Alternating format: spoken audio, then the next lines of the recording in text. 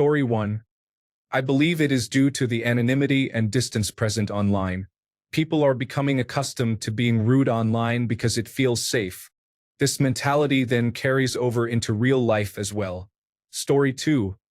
Cell phones and the internet have changed social interactions significantly.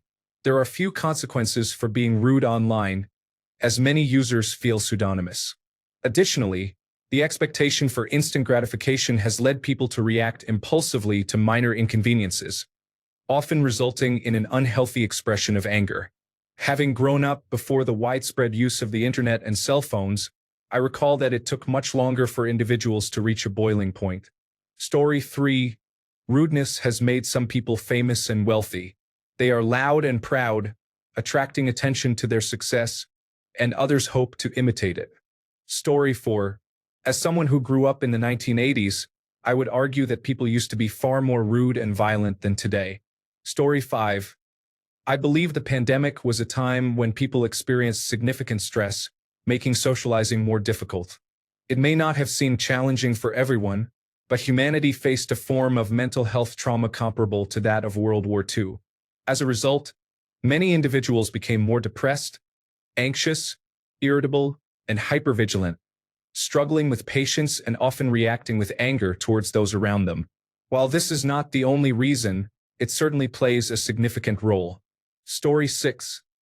I believe a significant aspect of the issue is that politics have become openly disrespectful.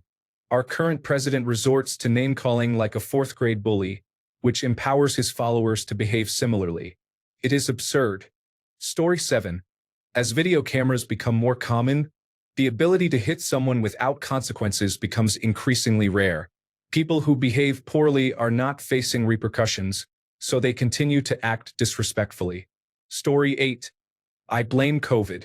Spending time isolated from each other, combined with hearing how dangerous being around others is, may lead everyone to forget how to interact with people. Story 9. You may feel this way because you are online more. People can be unpredictable when they cannot be identified. Story 10. Social media has made people comfortable being disrespectful. Those who defend themselves risk going viral and have their stories misrepresented online. Combined, these factors contribute to a society where individuals often do not face accountability for their actions. Story 11. The internet is akin to road rage. People behave poorly when they are hidden behind screens. This negative behavior has been escalating for some time, and it is exacerbated by how Elon Musk responds to highly respected individuals, slowly normalizing this conduct. When people associate wealth with such behavior, they believe there is a connection and think they must act similarly to be considered genius. His supporters seem to be ubiquitous. Story 12. I work in retail and the change has been drastic. 5 years ago, customers would at least pretend to be polite.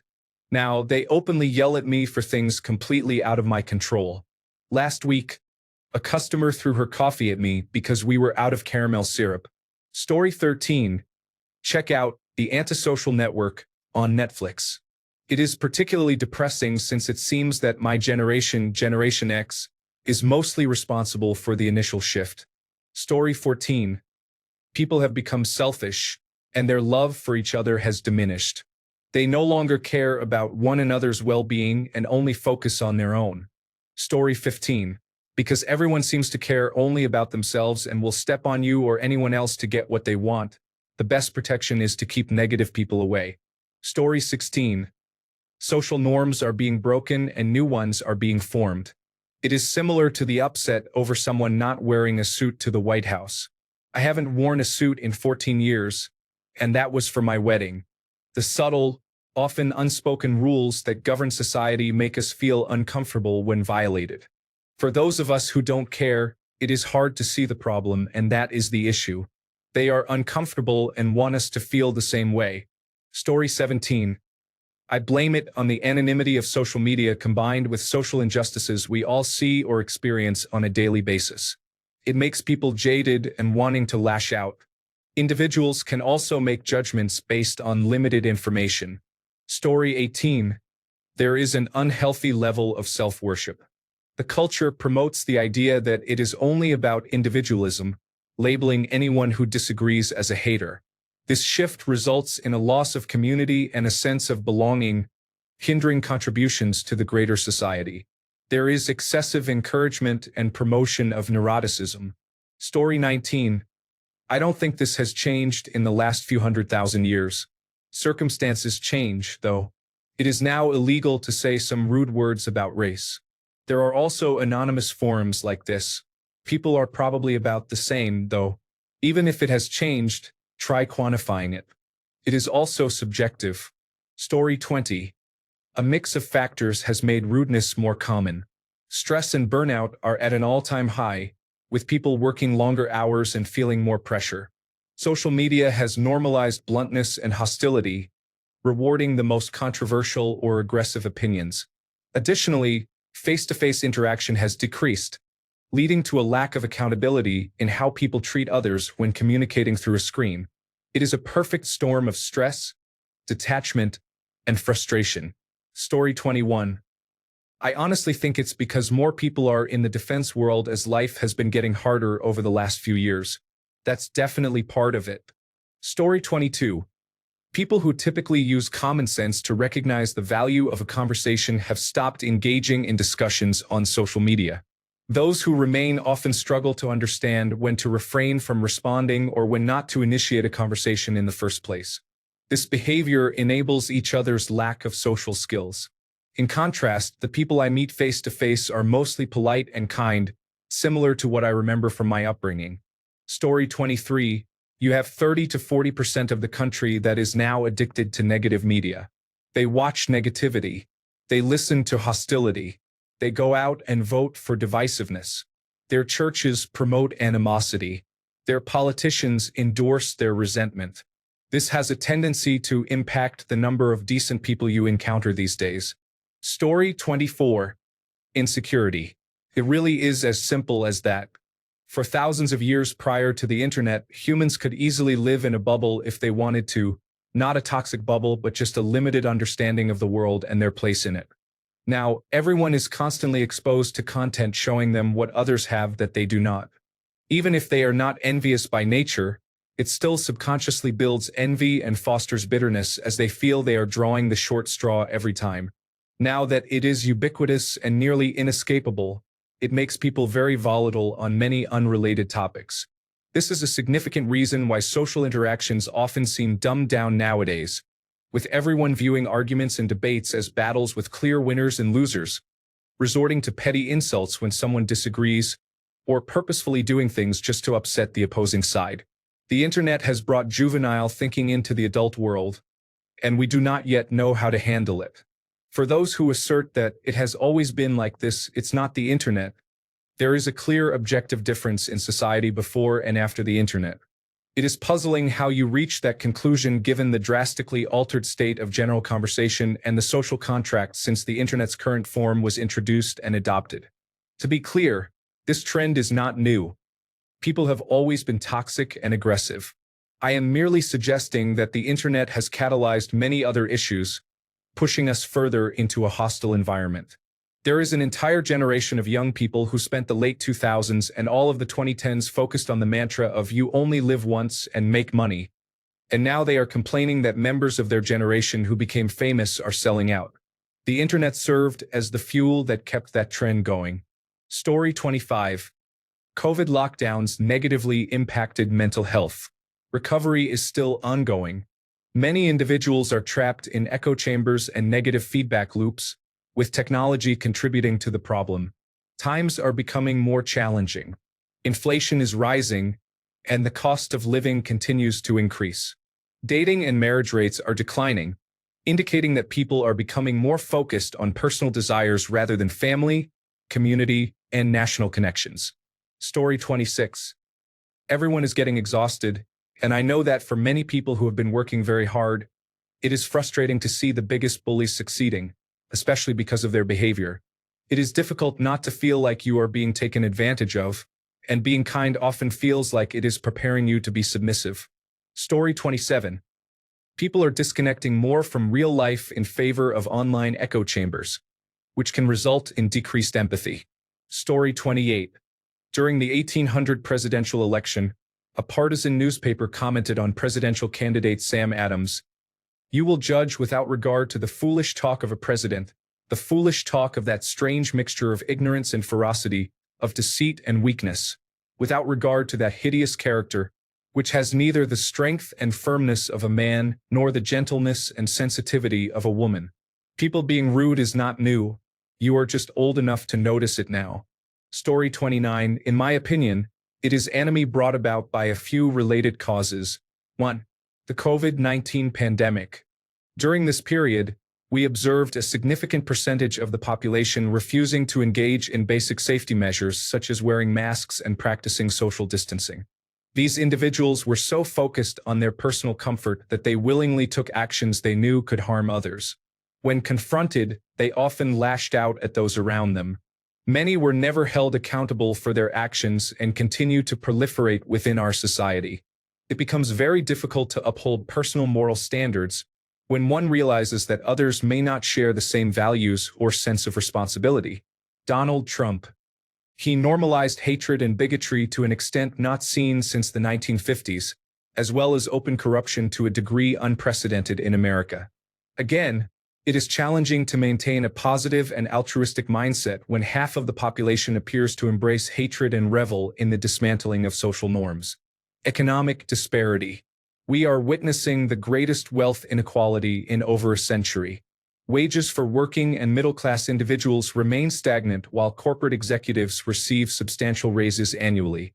Inflation and corporate greed have driven living costs higher, leaving wages flat or even declining. It is increasingly challenging for the average person to make ends meet, while the wealthiest continue to extract a larger share of resources. Ultimately, when one is surrounded by hatred, bigotry, intolerance, and injustice, maintaining a sense of positivity is difficult.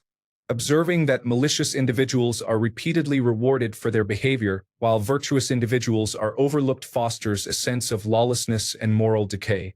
This is enemy. Story 30. There is a significant difference between the people at Walmart and Target. All the happy people go to Target, while all the rude people are at Walmart. Story 31. The internet remains a reliable source, but it is astonishing how much humorous yet mean content has proliferated. Story 32. I apologize for not answering the question, but I want to emphasize that there are many people who are kind. Even those who may have become rude can realize this at some point in their lives. I hope they take the opportunity to teach their children and families to be respectful to others. Story 33. Everything is done online, and people feel comfortable saying things online that they generally wouldn't say to someone face-to-face. Without seeing the person and receiving social cues, individuals may have less empathy, and being rude may feel acceptable. Story 34. More people are in survival mode. Even though we may not want to acknowledge it, behavior often reflects what is modeled by leadership, and there have been increasing instances of rudeness over the past few decades. Story 35. Whatever the reason, it resulted in people not expecting etiquette and social cues from others. These are usually learned through face-to-face interactions with people outside of one's family, through making mistakes, and sometimes losing relationships and bonds in the process. The lack of socializing in the real world makes people behave more crudely, as the consequences of making such mistakes are minimal on the internet. This leads to them repeating the same behaviors in real life, primarily because the interactions in which they were rude are often among the few they have had. Additionally, nobody corrects them, which prevents them from realizing their mistakes. Story 36. Everyone is receiving poor service and a lack of empathy everywhere they go. I get looks of shock when I am polite and chat with checkout operators and service personnel. I had one lady go out of her way to try to provoke me, and I just smiled and continued to be polite. Additionally, the increased road rage I feel due to a lack of police presence in Australia makes people think they can get away with their bad behavior without anyone calling them out on it. Story 37. Too much freedom for everyone. Etiquette is not something that is mentioned frequently nowadays. Imagine telling someone to put their elbows off the table. You may receive a negative reaction for a day. Also, remember the stories about holding doors for women who were offended by that. Etiquette does not fit into our current reality. Story 38. Because the world is facing significant challenges, we are in the midst of a global event and experiencing a societal downturn, or perhaps the beginning of a collapse. I believe this question might be better suited for the out-of-the-loop community. Story 39. I speak only for myself, but if you are going to proudly announce that you want to damage my marriage, my job, and the lives of the people I love, expecting any form of kindness from me is further proof of your lack of understanding. Story 40. Politics and mass media promote a us versus them mentality that has escalated dramatically.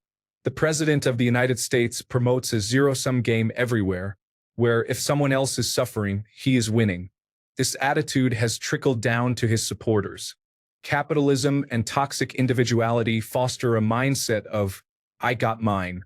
This belief leads to what many other commentators point out. You have much more in common with a homeless person struggling with addiction than you do with a billionaire, and they are manipulating you to believe you are a temporarily embarrassed millionaire. Look at all the mudslinging in politics and attack ads. If airlines behaved that way, no one would fly anymore. It is no wonder people lack faith in government. Corporations have also abandoned any pretense of being about anything but profit, often at the major expense of the individual. Finally, the obsession with paying less taxes promotes a mentality of, why would I want to pay for my neighbor's education or healthcare? The only thing we can rely on is each other. Social media spreads these ideas faster and more widely. Story 41. COVID stripped away the thin veneer of civility we maintained before the pandemic. We experienced a nationwide crisis over personal freedom versus personal responsibility. We are living in a world filled with extreme selfishness. There is resentment towards those who are more fortunate, and a lack of empathy for those who are less so. Personally, I prefer to keep interactions with strangers to generic small talk, unless I have some verification of their background. Story 42. Everyone is relatively equal in terms of how their voice is displayed online. Therefore, the annoying people we ignore in real life cannot be as easily overlooked. Story 43. They try to divide us, and largely they are succeeding because they have undermined our confidence in the news we are reading.